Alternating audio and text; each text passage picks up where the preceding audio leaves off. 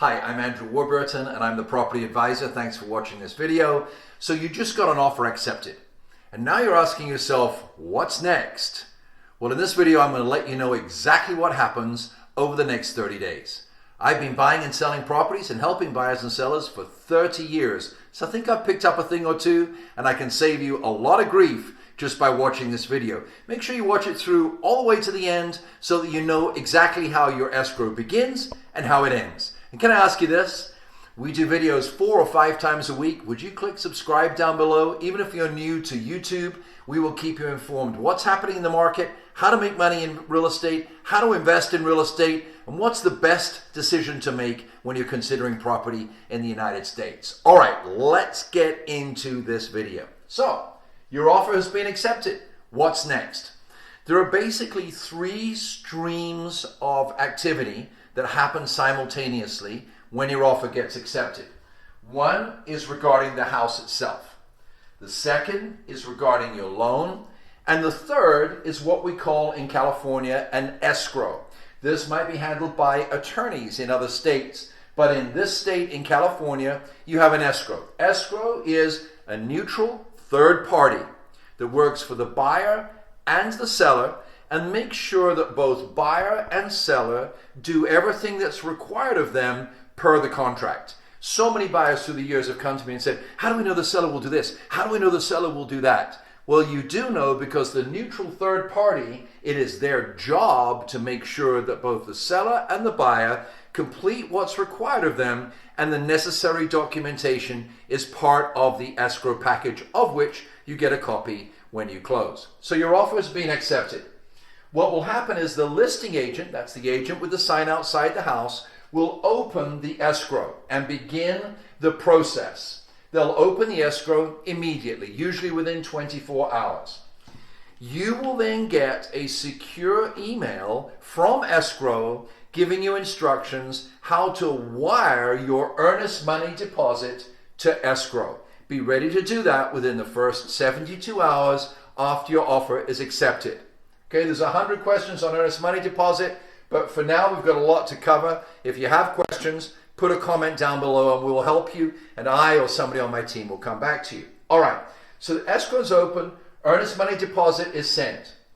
There's some physical things with the house that are coming up right here, but the next thing that happens is escrow will prepare the escrow instructions. And you'll get an email, more than likely, it can be mailed to you. You tell your realtor which you want, and the escrow instructions will come, and you'll need to speak with your realtor to walk you through those escrow instructions because it's a little bit complicated and there's some important documentation in there. So don't go to bed worrying. Pick up your phone and call your realtor and ask them to explain to you what you just got through the mail or what you just got through your email.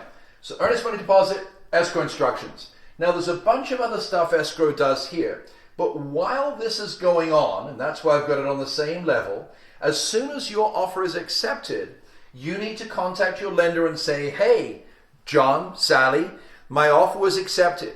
Any documentation the lender needs from you, you need to get to them immediately. You should have your loan application complete by now, but anything else that they need, get to them right away.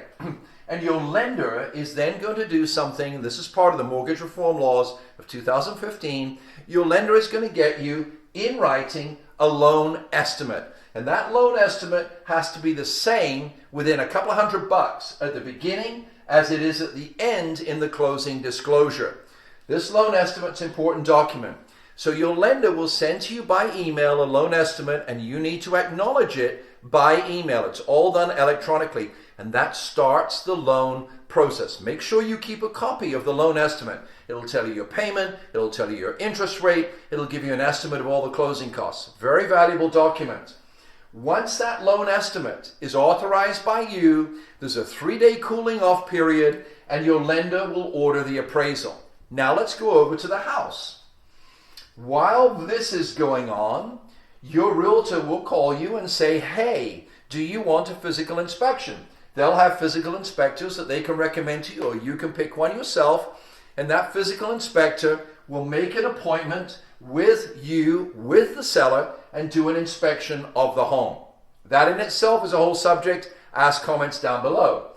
Regarding the house, the listing agent will at the same time order a termite inspection to make sure there's no termites, to make sure there's no wet rot, to make sure there's no dry rot. It has nothing to do with ants or spiders or that sort of thing. Okay? So you will get copies of all these inspection reports. This is part of your contingency inspection period. So that's going to happen next. You will also get, your realtor will get, and it's sent from the listing agent, you will get disclosures. That's many pages of disclosures where the seller has to disclose to you everything they know about the property. Did somebody die in the property? And when? Was the home painted recently? Was remodeling done on the property? Were there pets in the property? Did anybody smoke in the property?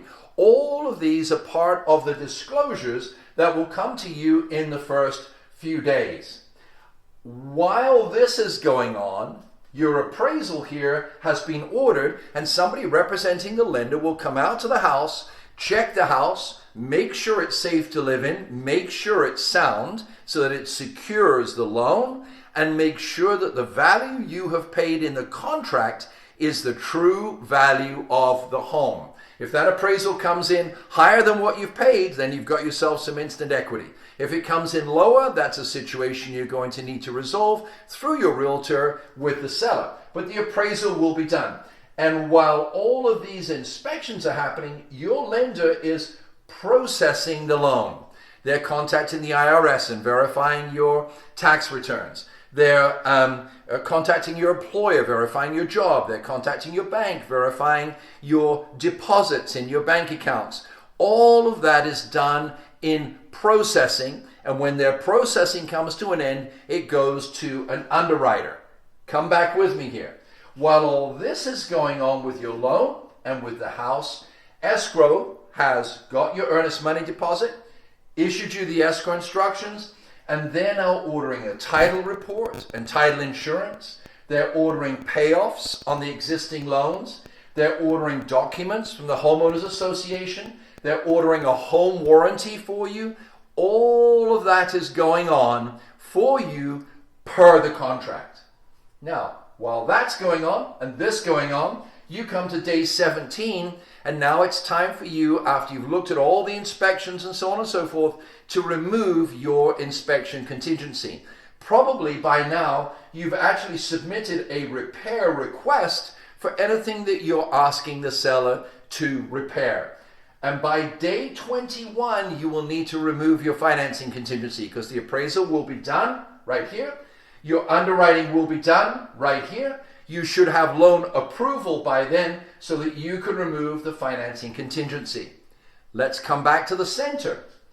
Your lender now, about 3 weeks in, will get loan approval, and they will then issue something called the closing disclosure. The closing disclosure needs to match the numbers in the loan estimate. They redisclose to you what your loan is, how much it's for, what the interest rate is, what your payment is, what the taxes are, what the expenses are.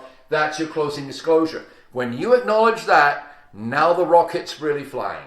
Again, it comes to you electronically. You'll acknowledge it, goes back to the lender. There's a little waiting period after that, and the lender will then order loan documents. That's your loan. That's just like in a car dealership where you sign all those papers.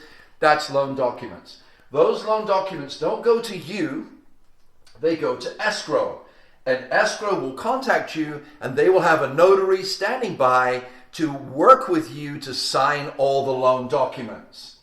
When you've signed those loan documents, you will go with your realtor back to the house and do a final walkthrough and make sure that any repairs you requested and they agreed to have been completed. You'll make sure the home is in good condition. That's your final walkthrough. And now it's getting really exciting because once you've signed your loan docs, they go back to the lender.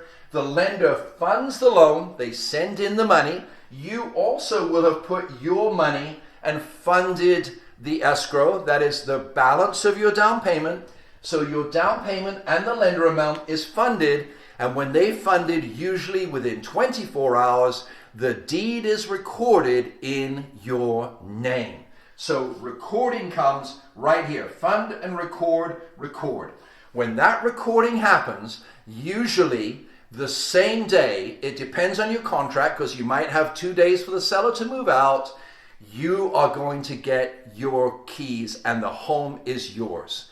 This is the process. Once your offer is accepted, what happens next? I'm so glad you watched this video all the way through to the end.